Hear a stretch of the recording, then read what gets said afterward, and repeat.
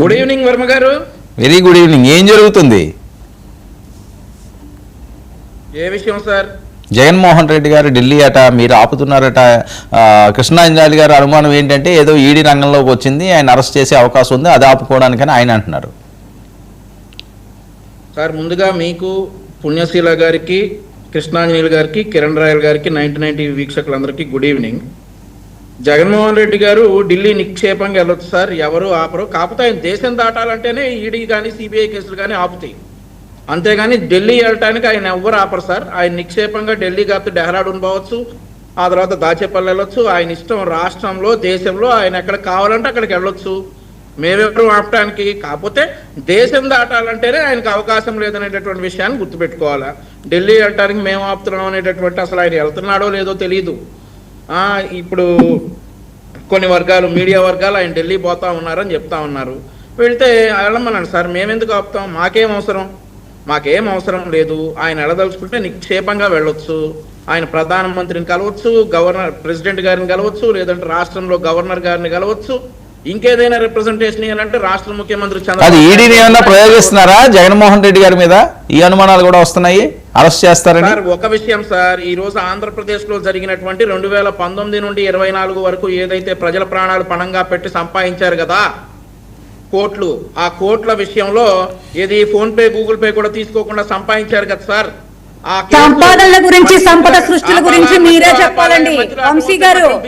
సంపాదనలు, సంపద సృష్టిలు మీరే చెప్పాలి. చెప్పండి, వక్ర భాషలో రావద్దు. మీ టర్మ్ మాట్లాడండి, మీ టర్మ్ మీకు ఇచ్చినప్పుడు మాట్లాడండి. పుణ్యశీల గారు, పుణ్యశీల గారు నేను ఇస్తానండి, పుణ్యశీల గారు నేను ఇస్తానండి. రావద్దు, ఆయనకి బీపీ వస్తుందంటే మీరు రాకండి, ఒక్క నిమిషం ఉండండి. పుణ్యశీల గారు, సరే సరే, అందుకనే అంటున్నాను, ఎందుకు సైలెంట్, ఒక్క 5 నిమిషాలు ఉండండి. మీకు ఇస్తాను నేను ఇస్తున్నాను కదా, మీకే ఫస్ట్ ఇచ్చాను కదా పుణ్యశీల గారు, ఎందుకు అనవసరంగా? నేను ఇస్తాను, మీకు ఎంత టైం కావాల్సి అంత సరే సరే, నేను ఆపుతున్నాను కదా, మీరు వెయిట్ చేస్తే నేను ఆపుతాను. వంశీ పాయింట్ లోకి రండి, ఎందుకు కాంట్రవర్సీ? సరే వంశీ ఎందుకు కాంట్రవర్సీ? అదే సార్, ఇప్పుడు పుణ్యశీల గారు మీది మళ్ళీ సిగ్నల్ బ్రేక్ అవుతుంది, మీరు ఒకసారి చూసుకోవాలి. బ్రేకే వస్తుంది, చెక్ చేసుకోండి. బానే ఉందండి. లేదు చెక్ చేసుకోండి ఒకసారి, మీ వీడియో చూస్తే మీకు అర్థం అవుతుంది. ఓకే వర్మ గారు, మరి ఈడీకి ఆ కేసు వెళ్ళిన తర్వాత ఇప్పటికి అరెస్టులు కూడా జరిగినాయి. వారిని పీటీ వారెంట్ మీద ఆంధ్రప్రదేశ్ కూడా తీసుకురావడం జరిగింది. ఈ సందర్భాల్లో మేము ప్రయోగించేది ఏముంటుంది సార్, చట్టం తన పంతాను చేసుకుపోతుంది. ఈడీ కేసుల్లో ఏదైతే ఈ లిక్కర్ కేసుల్లో ఉన్నటువంటి సాక్ష్యాలు ఉన్నాయో, ఈడీ సంపాదించినటువంటి సాక్ష్యాలు, ఆ అభియోగ పత్రాలు అన్ని చూసి మరి ఎవరినైతే మేము చెప్పాం కదా, అంతిమంగా ఈ కేసులు ఎవరున్నా కానీ చట్టం వదలదు. ఏదైతే సిట్ ఆర్ ఈడీ ఏదో ఇప్పుడు మరి ఆ ఈడీ కేసులోనే ఉన్నటువంటి నిందితుల్ని తిహార్ జైలు తీసుకురావడం జరిగింది, ఆంధ్రప్రదేశ్ రాష్ట్రానికి కూడా తీసుకొచ్చారు. సో అట్లాంటివి జరుగుతూ ఉంటాయి. మేము ప్రయోగించేది ఏముంటుంది సార్, హూఆర్వి, చట్టం తన పంతాను చేసుకుపోద్ది. మేమైతే మా ఆంధ్రప్రదేశ్ రాష్ట్రంలో సిట్ ద్వారా సమగ్రవంతమైన దర్యాప్తు జరుగుతోంది. ఆ దర్యాప్తు చేస్తున్నటువంటి అధికారి మీద కూడా వీళ్ళు ఎలాంటి నిందలేశారో కూడా చూసాం.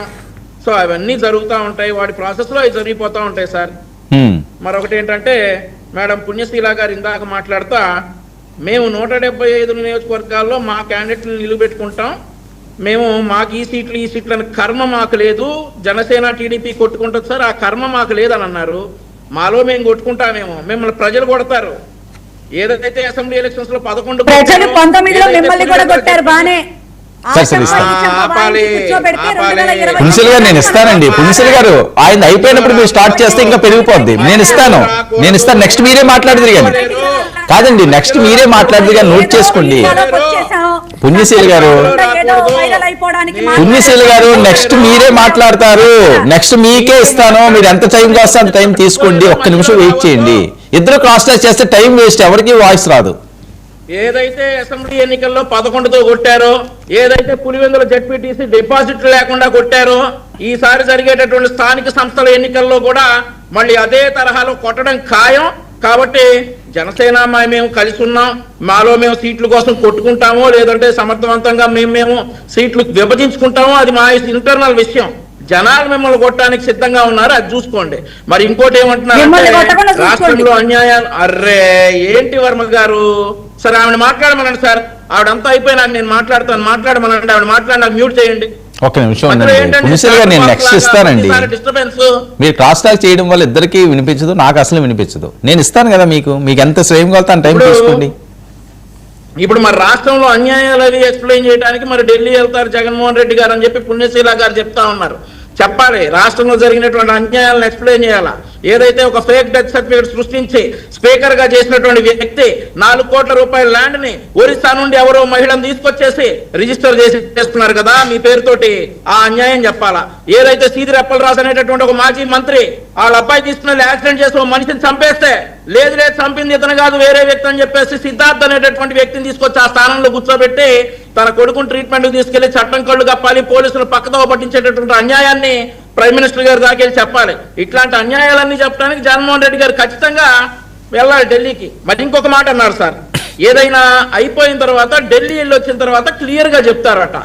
2019 నుండి 2024 వరకు జగన్మోహన్ రెడ్డి గారు ఎప్పుడు ఢిల్లీ వెళ్ళినా కానీ ఏ రోజైనా ప్రెస్ మీట్ పెట్టి ఇదిగో ఢిల్లీ నేను ఈ కారణంతో వచ్చాను, ఈ మంత్రిని కలిశాను, ప్రధానమంత్రిని కలిశాను, ఈ కారణంతో కలిశాను, ఈ విషయాలు ప్రధానమంత్రి గారు నాకు చెప్పారు అని ఏ ఒక్క రోజైనా ఈ 5 సంవత్సరాల్లో క్లియర్ గా చెప్పిన సందర్భం ఉందా సార్? ఇప్పుడు వీళ్ళు వచ్చి మనకు క్లియర్ గా చెప్పడానికి క్లియర్ గా చెప్తారా? ఈ 2019 నుండి 24 వరకు ఏమైంది సార్ క్లియర్ గా చెప్పడం?